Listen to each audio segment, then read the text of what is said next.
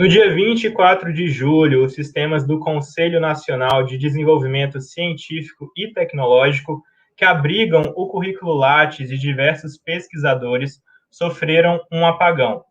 Com essa plataforma sendo uma das principais bases de dados e referências da produção acadêmica no Brasil, vários cientistas questionaram o descaso dos órgãos administradores. Esperava-se que o contexto pandêmico ressaltasse a importância da ciência para o progresso e o futuro do país, sobretudo com os esforços conjuntos das universidades públicas no combate à Covid-19. Contudo, o desmonte nas áreas de pesquisa se manteve inalterado e evoluindo. O próprio Ministério da Ciência, Tecnologia e Inovações sofreu, em 2021, um corte de quase um terço do orçamento em relação ao ano anterior. Para entender como essa realidade afeta os pesquisadores brasileiros, o Roberto UFES convida o doutor em Ciências Sociais e pesquisador da Universidade Federal de Alfenas, Luiz Antônio Grocco. Muito bem-vindo, Luiz, é um prazer ter o senhor aqui conosco. E eu já começo te perguntando como você enxerga a queda dos sistemas do CNPq e, consequentemente, da plataforma Lattes. Você acredita que esse apagão da plataforma é um reflexo de um descaso? Tá bom. Obrigado, Nilton, pelo convite. Saudação a todos, a todas. Não fica claro para mim totalmente se foi um descaso. Certamente um descuido e, principalmente, mais uma demonstração dos recursos escassos que estão destinados atualmente para manutenção e atividades preventivas, não só a pesquisa, mas outros setores no Brasil, como, por exemplo, a gente viu no incêndio da Cinemateca em São Paulo, mesmo em outros setores da ciência, como a impossibilidade de realizar o censo nesse ano pelo IBGE, um apagão também nos institutos de pesquisas aeroespaciais. A gente corre o risco também de um computador chamado Tupã, que faz uma boa parte do levantamento climático no Brasil também colapsar, acontecer algo parecido que aconteceu no CNPq. E também o número reduzido de servidores públicos, de técnicos, e em redução. Então, eu acho que, não sei exatamente se é um descaso, mas um abandono, uma despreocupação, e às vezes até uma omissão em relação à ciência e tecnologia. Isso acho que é possível fazer, é possível concluir. Bem, percebemos que existe um processo de uberização dos meios produtivos que tem afetado profissionais especializados em todo o país. Com os cortes orçamentários em ciência, gostaríamos de entender se a pesquisa sofreu com essa informalidade durante a pandemia. A gente tem um processo que é anterior à pandemia, de desmonte da legislação trabalhista, dos direitos do trabalho decente no Brasil, que tem afetado principalmente os setores privados, seja a reforma trabalhista no governo Temer, que ampliou a terceirização, inclusive para as atividades fins, não só atividade de meios, regularizou o trabalho intermitente, colocou a CLT abaixo do contrato patrão-empregado, acabou com a contribuição sindical obrigatória, e a gente viu recentemente na medida provisória que permitiu a redução de jornada, de salários durante a pandemia, sem a demissão, se colocaram na sua reedição uma série de elementos perversos, como uma suposta bolsa para o trabalho juvenil. Então, a gente tem no setor privado claramente essa uberização, essa precarização do trabalho, e eu não tenho dados assim muito claros sobre como isso está no setor privado em relação à ciência e tecnologia. Conhecendo um pouco as empresas, os laboratórios que investem em ciência e tecnologia no Brasil, que não são muitos, a tendência é que os setores nobres, os setores chaves das empresas, fiquem sob a guarda de contratos trabalhistas mais qualificados, né? Especialmente os pesquisadores. Mas se a gente olhar o mundo das universidades privadas, por exemplo, que as universidades privadas que realizam a pesquisa, que investem em pós-graduação, são setores que estão em crise. A grande parte da pesquisa e desenvolvimento tecnológico no Brasil é feito nas universidades públicas, ou instituições públicas de pesquisa e tecnologia, especialmente as universidades, que vem sofrendo há muitos anos cortes, bloqueios, restrições orçamentárias. O ministro da Educação chamou a universidade de lugar de balbúrdia recentemente. A gente vê na nossa universidade uma crescente terceirização dos serviços, das atividades meio, e talvez em algumas universidades públicas, eu dar o exemplo da Unesp em São Paulo, talvez esteja indicando o futuro da ciência e da educação superior no Brasil. Estão muito ligados à ciência e à educação superior no Brasil, pública principalmente, muito mais do que a privada, diferente do que o ministro disse no passado, né? Na Unesp a gente vê salários no momento há mais de 10 anos dos professores. Os professores se aposentam ou saem da universidade, não é feito concurso para contratação de novos professores. E a universidade está sendo tocada, uma parte relevante, por professores que são estagiários, recebem salários muito baixos, professores substitutos, temporários, e professores aposentados que são voluntários. E também um risco de sucateamento da universidade, né, dos equipamentos, do ponto dada a restrição orçamentária. Então, de certa forma, a gente vive nas universidades públicas uma boa parte, condições relativamente boas da bonança do passado, mas existe o risco de acontecer algo semelhante na Unesp, que não vive de uma precarização do trabalho docente, do trabalho do pesquisador e do sucateamento dos laboratórios, dos próprios espaços de ensino. Bom, Luiz, sabemos também que o orçamento reservado ao CNPq esse ano é 57,2% inferior ao orçamento de 2020. No seu ponto de vista, como esses cortes afetam a realidade dos cientistas?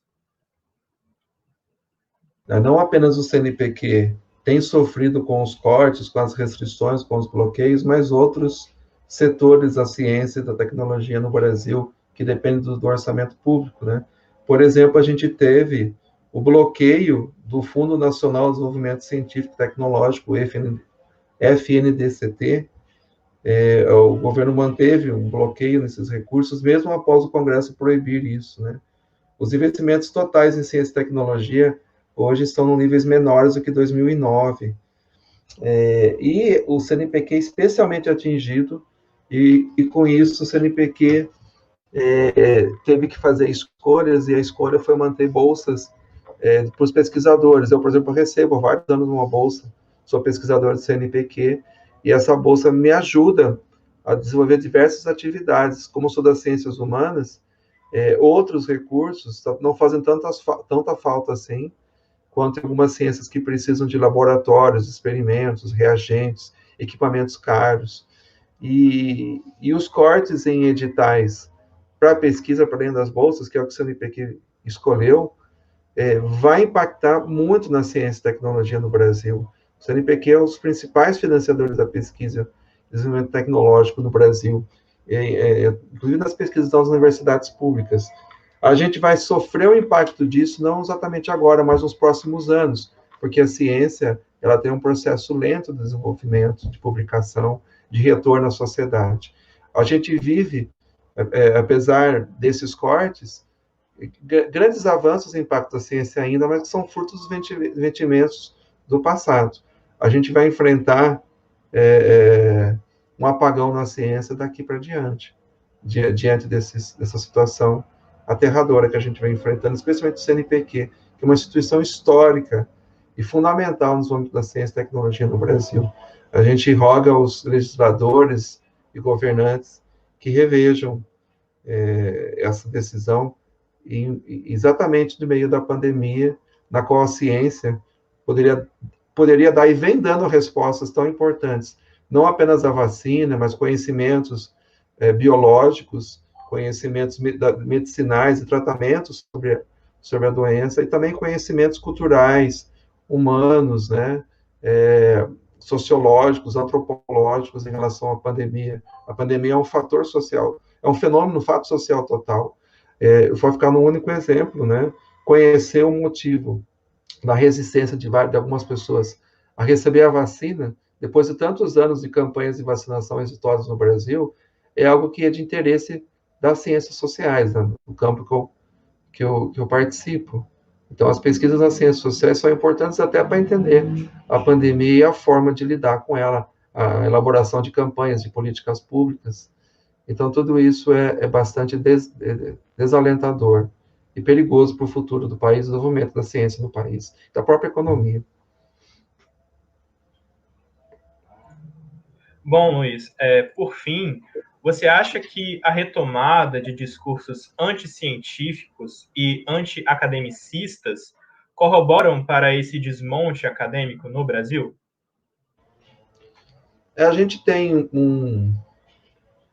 uma coalizão de forças que se aliou para vencer as últimas eleições, tentar construir uma nova hegemonia, e dentro do próximo do governo mais central, a gente tem diversas forças obscurantistas, que é aquelas que vêm sendo, inclusive, incentivadas, estimuladas pelo governante principal, porque parece que são aquelas pessoas e grupos que fecham com a presidência em qualquer situação, enquanto que outros setores que apoiaram o atual presidente na última eleição, especialmente no segundo turno, embarcaram nesse projeto por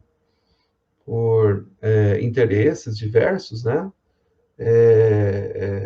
Talvez ainda esses setores que embarcaram depois tenham algum grau de racionalidade, de crença no conhecimento científico, valorização da tecnologia, mas existem alguns setores obscurantistas, olavistas, por exemplo, né? Que tem grande influência no governo atual, que pregam, vivemos a era da pós-verdade, em que tudo é opinião, né? Que o conhecimento científico ele tem uma mesma condição, uma condição análoga ao senso comum, aos fake news, aos disparos do WhatsApp, né? Então a gente tem esse lado. A gente também tem um setor militar importante no governo federal que poderia ser um alento também no sentido de que eles valorizam o desenvolvimento tecnológico e não dá para desenvolvimento tecnológico sem pesquisa científica, sem pesquisa tecnológica. Então, talvez seja um outro alento, mas também uma pesquisa que não é implicada com o desenvolvimento humano, né? Uma pesquisa que, no máximo, pensa o desenvolvimento econômico. Então, e a gente vê também um estímulo ao negacionismo, a discursos fundamentalistas radicais, desconfiança da universidade, desconfiança no conhecimento, desconfiança nos valores da própria modernidade, que são até pré-modernos, que vêm sendo mobilizados com objetivos políticos, futuramente logo eleitoreiros, com objetivos de reforçar o poder de algumas igrejas e alguns setores também culturais e movimentos de extrema-direita. A gente vive um país hoje não só sob um sério risco do retrocesso da ciência, da tecnologia, mas um retrocesso civilizacional. Eu acredito que a gente já está com a democracia, entre aspas, né, entre parênteses, melhor dizendo, desde pelo menos o 2016, em que houve um impeachment muito estranho do ponto de vista do conteúdo, né, desse impeachment. Então, a gente abriu uma caixa de Pandora de retrocessos, de riscos para o nosso país, e é o momento, né, de nós, pesquisadores, educadores, pessoas que defendem a ciência, o conhecimento racional, lógico, sejamos nós, progressistas, ou mais conservadores, da gente ir a público e defender a ciência, a civilização e a democracia. Esse foi o Reverso UFES dessa semana. A gente fica por aqui e até a próxima.